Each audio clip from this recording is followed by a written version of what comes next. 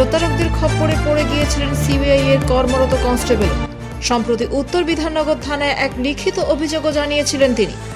ওই সিবিআই কনস্টেবলের থেকে প্রায় 23,000 টাকার কাছাকাছি হাতিয়ে নিয়েছিল প্রতারকদের দল। সেই অভিযোগের প্রেক্ষিতে গতকালই নৈহাটি থানা এলাকায় হানা দেয় উত্তর বিধাননগর থানার পুলিশ। গতকালের সেই অভিযানে বিশাল চৌধুরী ও সানি পাসওয়ানকে গ্রেফতার করেছে পুলিশ। শুক্রবারে অভিযানে দুজনকে ধরার পর তাদের দফায় দফায় জেরা করছেন পুলিশ কর্মীরা। এরপর শনিবার সকালে তাদের পেশ করা হয় বিধাননগর মহকুমা আদালতে। অভিযুক্ত দুই প্রতারককে নিজেদের হেফাজতে নেওয়ার জন্য বিচারকের কাছে আবেদন জানিয়েছে পুলিশ। অনলাইন প্রতারণার কারবারে বিভিন্ন খবর মাঝে মধ্যে প্রকাশ্যে আসে। লোক ঠকানোর কারবারে ফাঁদ পেতে বসে থাকে প্রতারকদের দল।